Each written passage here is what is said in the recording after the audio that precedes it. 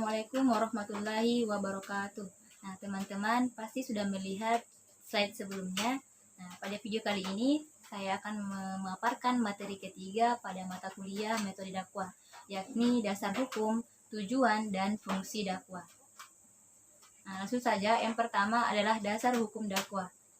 Menurut Akarim Zaidan, dakwah pada mulanya adalah tugas para rasul.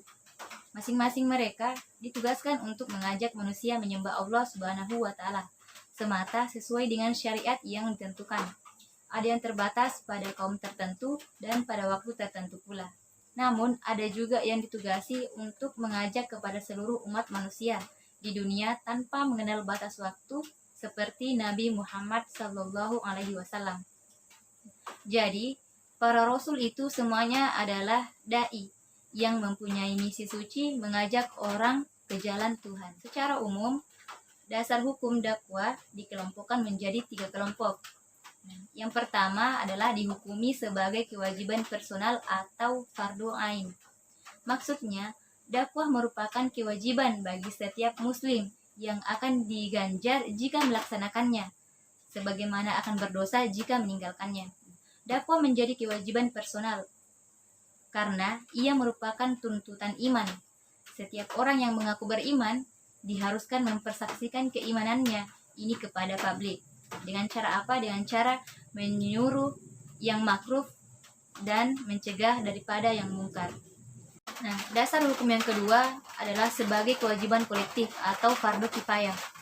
Hal ini berarti dakwah merupakan kewajiban yang dibebankan kepada komunitas tertentu yang berkompeten dalam suatu masyarakat.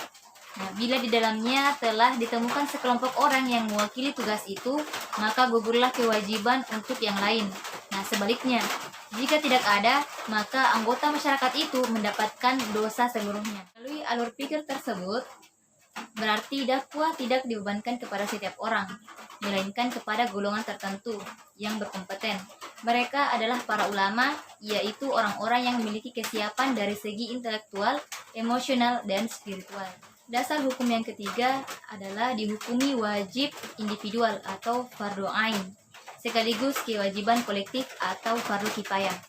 Nah, maksudnya hukum asal dakwah itu adalah wajib ain, sehingga setiap mukmin memiliki tanggung jawab moral untuk menyampaikan agamanya sesuai dengan taraf kemampuan dan kapasitasnya masing-masing.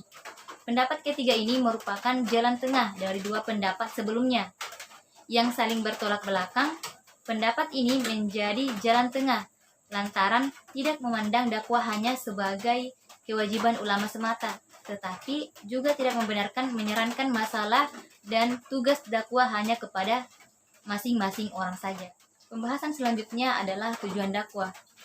Merumuskan tujuan dakwah bermanfaat untuk mengetahui arah yang ingin dicapai dalam melaksanakan aktivitas dakwah. Tanpa tujuan yang jelas, aktivitas dakwah menjadi kurang terarah, sulit untuk diketahui keberhasilannya, dan bisa jadi akan menyimpang dari target dan sasaran yang ingin dicapai. Secara umum, tujuan dakwah dibagi menjadi 2 level, yaitu level individu dan level kelompok. Level individu yang pertama mengubah paradigma berpikir seseorang tentang arti penting dan tujuan hidup yang sesungguhnya.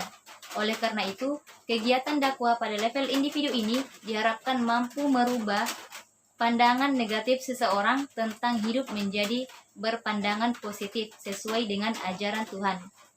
Level individu yang kedua menginternalisasikan ajaran Islam dalam kehidupan seseorang muslim sehingga menjadi kekuatan batin yang dapat menggerakkan seseorang dalam melaksanakan ajaran Islam. Level individu yang ketiga adalah wujud dari internalisasi ajaran Islam. Seorang muslim memiliki kemampuan untuk mengaplikasikan ajaran Islam dalam kehidupan sehari-hari. Nah, level yang kedua adalah level kelompok. Yang pertama, meningkatkan persaudaraan dan persatuan di kalangan muslim dan non-muslim. Perbedaan di kalangan masyarakat merupakan sunatullah yang tidak bisa dibantah. Level kelompok yang kedua, peningkatan hubungan yang harmonis dan saling menghargai antar anggota kelompok atau masyarakat. Wujud dari menjaga persatuan adalah lahirnya kehidupan yang harmonis dan saling menghargai di masyarakat. Penguatan struktur sosial dan kelembagaan yang berbasiskan pada nilai-nilai Islam. Struktur sosial dan kelembagaan terbentuk karena pilihan manusia dalam memenuhi kebutuhan hidupnya dan adanya interaksi antara sesama yang melahirkan pola perilaku. Level kelompok yang ketiga, membangun kepedulian dan tanggung jawab sosial dalam membangun kesejahteraan umat manusia. Dalam ajaran Islam, memperoleh kesejahteraan hidup menjadi hak setiap orang. Selanjutnya adalah fungsi dakwah. Fungsi dakwah yang pertama adalah mengesahkan Tuhan pencipta alam semesta. Fungsi utama dari dakwah Islam adalah memberikan penjelasan dan pemahaman kepada umat Islam agar menyembah kepada Allah Subhanahu wa taala dan menolak berbagai ideologi, paham, dan keyakinan hidup yang lainnya. Fungsi dakwah yang kedua, mengubah perilaku manusia dari perilaku jahiliyah menuju perilaku yang islami.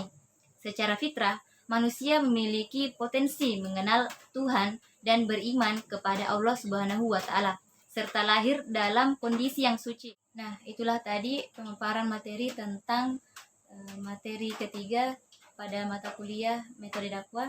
Semoga apa yang saya sampaikan dapat bermanfaat bagi kita semua. Dan sebelumnya saya ucapkan terima kasih kepada dosen pengampu pada mata kuliah metode dakwah ini, kepada Bapak Fidatul Asmar MSOS, dan untuk teman-teman yang saat ini